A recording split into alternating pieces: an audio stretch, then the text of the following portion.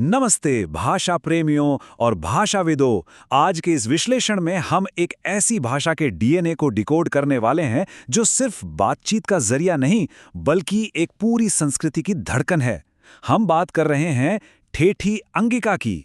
आइए सीधे शुरू करते हैं और देखते हैं कि आखिर इस भाषा की संरचना में ऐसी क्या खास बात है जो इसे इतना अलग बनाती है। किसी भाषा का नाम उसके सबसे ज्यादा बोले जाने वाले शब्द पर पड़ जाए, कैसा लगेगा? ठेठी अंगिका के साथ बिल्कुल यही हुआ है। आम बोलचाल में लोग इसे बड़े प्यार से छिका छिकी कहते हैं। अब आप सोचेंगे ऐसा क्यों? क्योंकि इस भाषा में है बोलने के लिए छह शब्द का इतना ज्यादा इस्तेमाल होता है कि इस एक छोटी सी क्रिया ने लिटरली इस पूरी भाषा को एक नया निकनेम दे दिया। है ना दिलचस्प? और हाँ, इससे पहले कि हम आगे बढ़ें, ये जानना जरूरी है कि हमारी आज की इस चर्चा का बेस क्या है। हम जिस व्याकरण और भाषाई संरचना को एक्सप्लोर कर रहे हैं, वो डॉक्टर गजेंद्र ठाकुर की काफ़ी डिटेल किताब मैथिली समानांतर व्याकरण रचना आभाषा विज्ञान पर आधारित है। यह टेक्निकल सोर्स इस बात का प्रूफ है कि हम जिस भाषा का विश्लेषण कर रहे हैं, उसका एकेडमिक फाउंडेशन कितना स्ट्रांग है। तो चलिए सबसे पहले बात करते हैं इसके परिचय की। भाग 1, ठेठी अंगिका एक परिचय। अगर हम इसके फैलाव की बात करें तो ये किसी एक छोटे से गांव तक लिमिटेड नहीं है। बिहार के मुंगेर और खगड़िया से शुरू होकर ये झारखंड के साहिबगंज और गोड्डा तक फैलती है। यहाँ तक कि पश्चिम बंगाल के मालदा और पड़ोसी देश नेपाल के मोरंग तक इसकी गूंज सुनाई देती है। एक वक्त था 1903 के आसपास जब मशहूर भाषाविद ग्रेयर्सन ने इसे सिर्फ मैथिली की एक उपबोली मान लिया था, लेकिन समय के साथ इसने खुद को साबित किया और आज इसे एक स्वतंत्र भाषा का स्टेटस हासिल है। और तो और झारखंड में इसे द्वितीय राजभाषा का दर्जा भी मिला हुआ है। एक बोली से राजभाषा तक का ये सफर वाकई कमाल है। अब आते हैं भाग 2 पर, भाषा की अनूठी ध्वनियां। किसी भी भाषा के बिल्डिंग ब्लॉक्स उसकी ध्वनियां होती हैं। ठेठी अंगिका में ये बहुत ही व्यवस्थित तरीके से अरेंज्ड हैं। जैसे क, ख या अ, ये कंठ ध्वनियां हैं जो सीधे गले से आती हैं। फिर आती हैं तालव्य ध्वनियां, जैसे च, छ जो तालू से टकराकर निकलती हैं।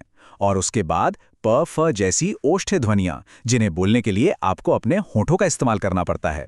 ये बेसिक साउंड मैकेनिक्स समझना बहुत जरूरी है। लेकिन इन सब के बीच एक साउंड ऐसी है जो गेम चेंजर है। वो है अ की ध्वनि। ये सिर्फ एक आम स्वर नहीं है, ये ठेठी अंगिका की सिग्नेचर साउंड है। जैसे ही गले से ये अ निकलता है, सुनने वाले को तुरंत पता चल जाता है कि ये हिंदी या मैथिली नहीं, ठेठी अंगिका बोली जा रही है। एक सिंगल साउंड, इतनी बड़ी पहचान। ध्वनियों की बात करते हुए एक बहुत ही मजेदार भाषाई विशेषता सामने आती है। कभी-कभी इसके कॉन्सोनेंट्स पूरी तरह पलट जाते हैं। जैसे अगर आपको नदी बोलना है, तो मानक रूप का नदी ठेठी अंगिका में बन जाता है लद्दी। न बन गया ल। सुनने में कितना प्लेफुल लगता है ना? ऐसी ही छोटी छोटी चीजें इसे बेहद जीवंत और बोलने में मजेदार बनाती हैं। चलिए आगे बढ़ते हैं। भाग 3, विशिष्ट शब्द रचना के नियम। यहां शब्दों को स्ट्रेच करने का एक कमाल का 3 टियर सिस्टम चलता है। मान लीजिए एक नाम है फुदन। ये इसका सबसे छोटा यानी लघु रूप हुआ। अगर इसे थोड़ा और खींचकर बड़ा करें यानी गुरु रूप में लाएं तो ये बन जाएगा फुदना। और अगर किसी को बहुत ज्यादा जोर देना है, एकदम लंबा खींचना है, तो ये बन जाएगा फुदनमा। एक रबर बैंड की तरह संज्ञाएं खिंचती जाती हैं, फुदन, फुदना और फुदनमा। एक और जबरदस्त फीचर है ईवा या वा प्रत्यय यानी सफिक्स का इस्तेमाल। ये सिर्फ कोई बोरिंग ग्रामर रूल नहीं है, ये सीधे इमोशन से जुड़ा है। जैसे भाई शब्द में बा जुड़कर भईबा बन जाना। अब इंटरेस्टिंग बात यह है कि कॉन्टेक्स्ट के हिसाब से ये भईबा या तो बहुत गहरे प्यार और स्नेह को दिखा सकता है या फिर सीधे तौर पर अनादर यानी डिसरिस्पेक्ट को। एक छोटा सा सफिक्स और पूरा का पूरा कल्चरल और इमोशनल मीनिंग बदल गया। अब आते हैं भाग 4 पर, संज्ञा और सर्वनाम। अगर हम जेंडर की बात करें तो यहाँ एक बहुत बड़ा सरप्राइज मिलता है। जहाँ ज्यादातर भाषाओं में मैस्कुलाइन और फेमिनिन के हिसाब से विशेषण बदल जाते हैं, ठेठी अंगिका काफी हद तक जेंडर न्यूट्रल अप्रोच रखती है।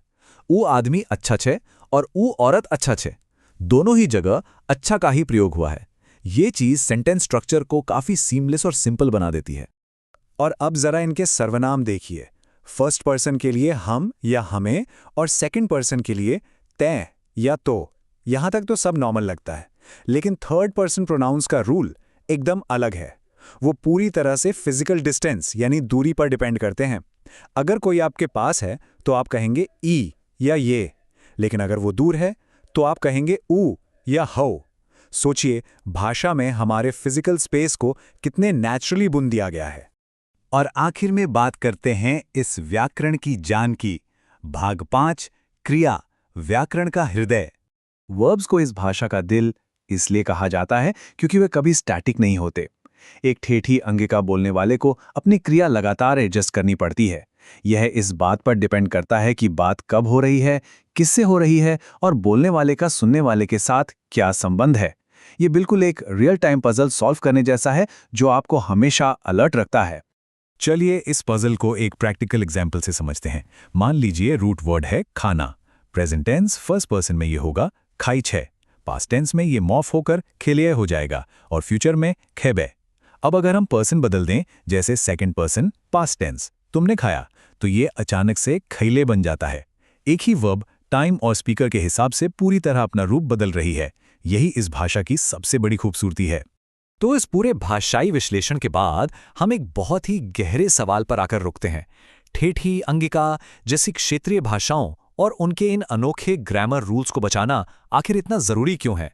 असल में जब हम ऐसी भाषाओं को प्रिजर्व करते हैं तो हम सिर्फ शब्द नहीं बचा रहे होते, बल्कि इंसानियत और हमारी सांस्कृतिक विरासत के उस विशाल और कलरफुल ताने बाने को सहेज रहे होते हैं। तो सोचिए, इन अनोखी बोलियों का संरक्षण दुनिया को देखने के हमारे नजरिए को और कितना समृद्ध बना सकता है।